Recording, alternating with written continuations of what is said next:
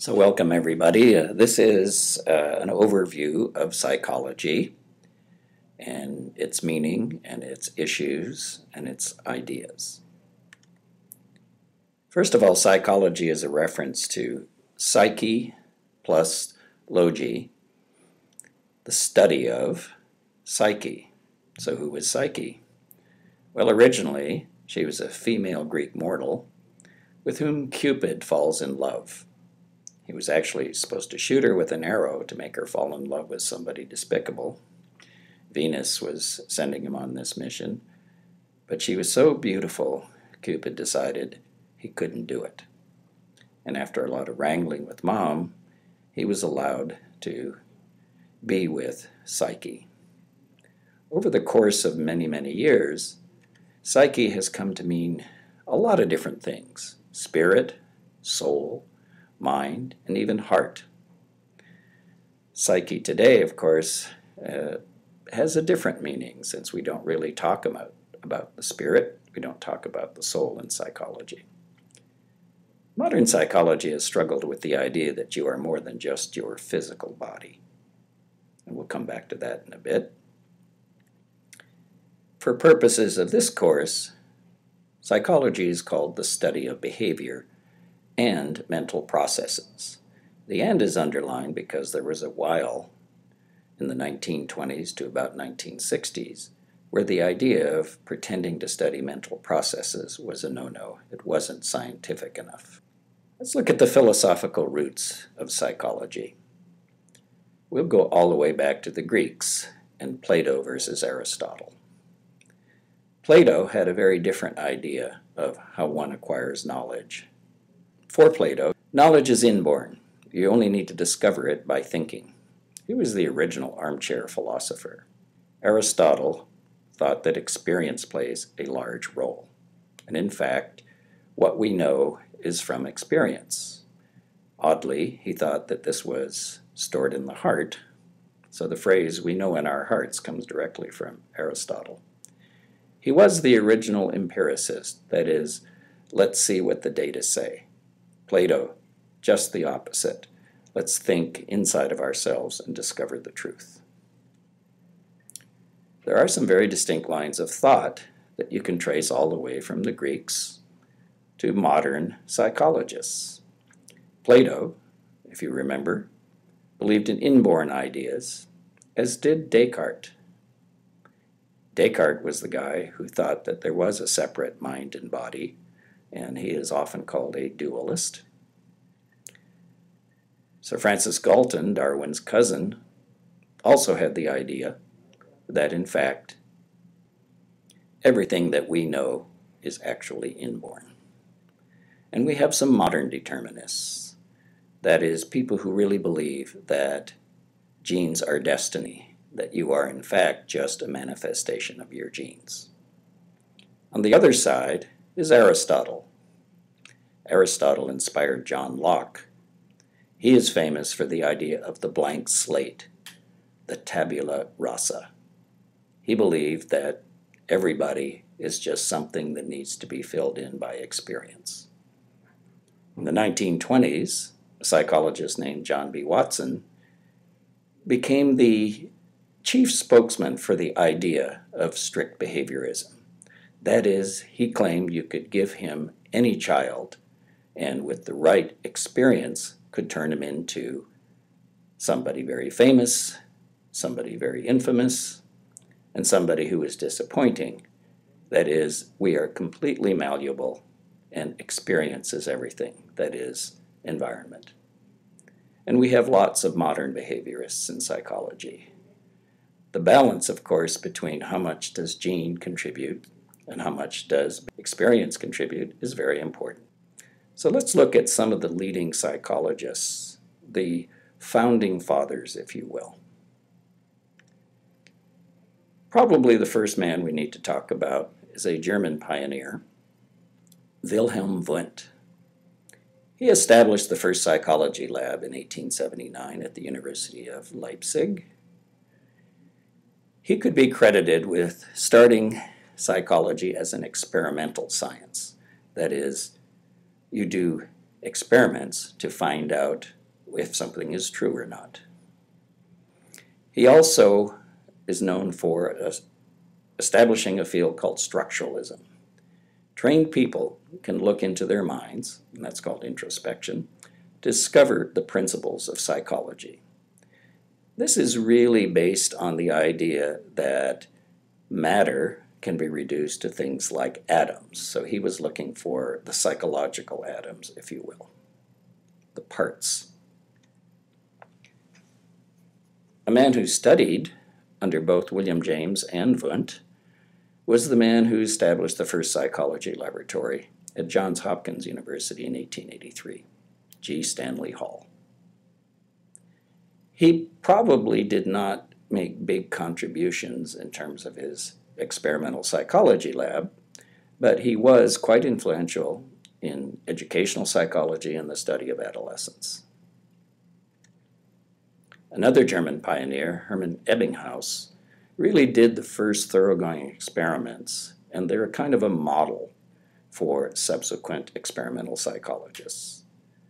His work is also associated with a field called psychophysics.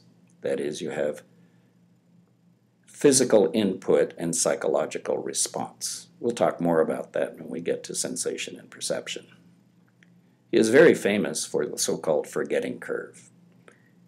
He decided to create nonsense words, 3-syllable letters that are hard to say, JPS, okay?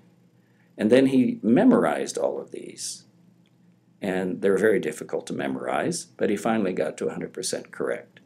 And then he retested himself at various intervals and drew this forgetting curve. It turns out that after about 2 weeks, he had forgotten about 80% of what he had learned. But remarkably, that 20%, or very close to it, held on for many, many weeks.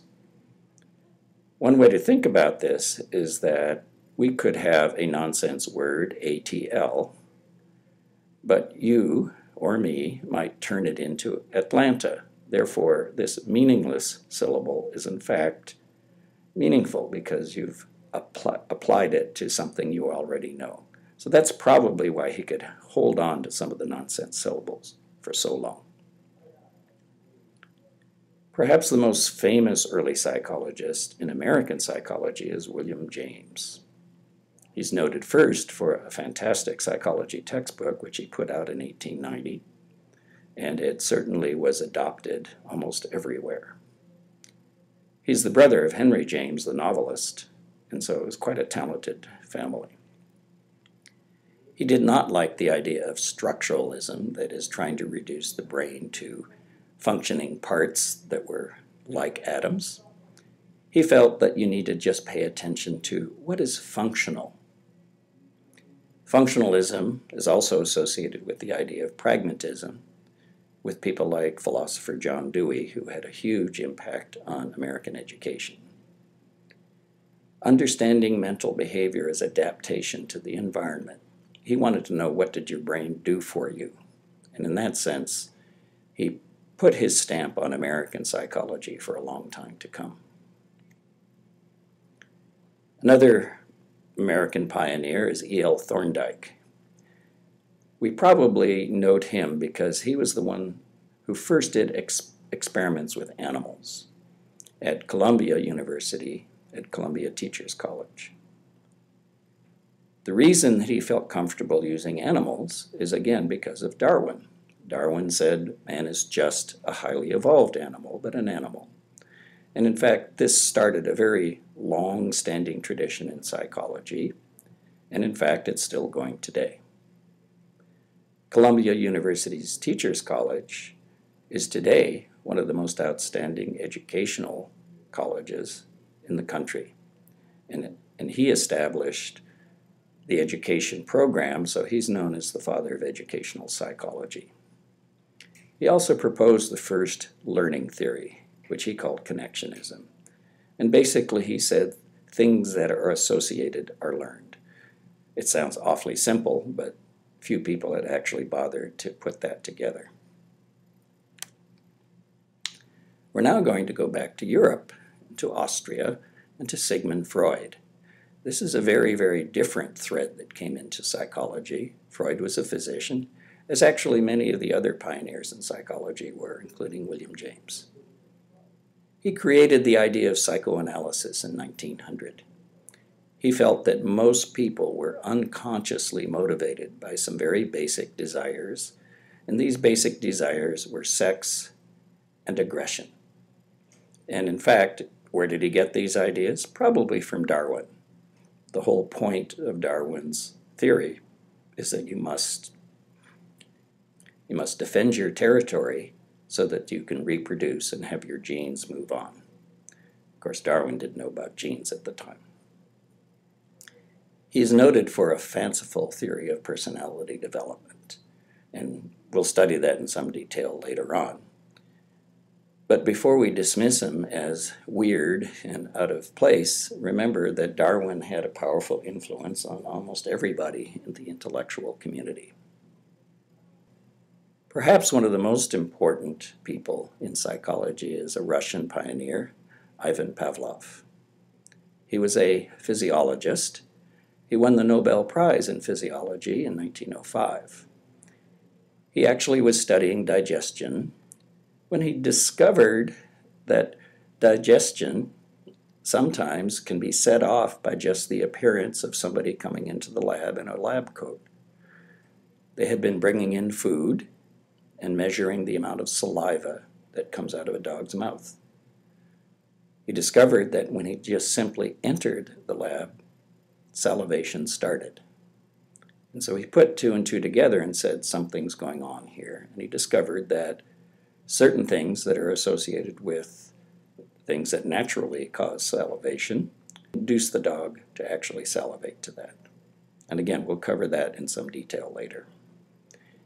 The important point is he offered a mechanism for a very behavioristic approach to psychology.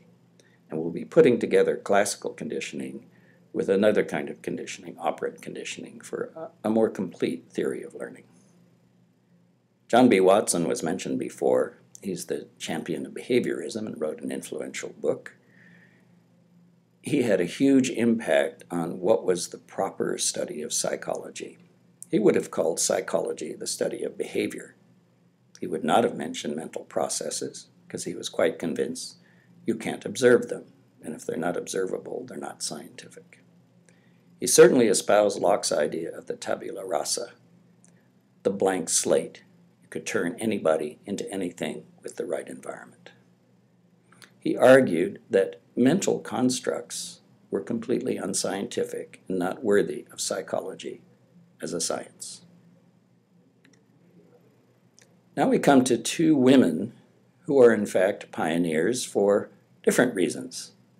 Mary Calkins studied under William James, and when James proposed that she be granted a PhD, Harvard refused. They suggested maybe Radcliffe, the sister school, could grant it. She said, forget about it, I'm not accepting it. And she became the first female American Psychological Association president in 1905. So in a sense, she was a feminist pioneer within the field of psychology. She was a good scientist, and she invented a often used technique called paired associates for memory studies. The next woman is the first actual woman PhD, Margaret Washburn. She got a degree at Cornell and from a school that would normally not give a PhD to a female. She had a long and distinguished career at Vassar in philosophy and psychology. She wrote The Animal Mind, going against the current bias against cognitive ideas. She thought that animals thought as well as people. And this again was going against the spirit of the times, the zeitgeist. Well, that's it for pioneer figures in psychology. And we'll be moving on to some other ideas to frame psychology as a science.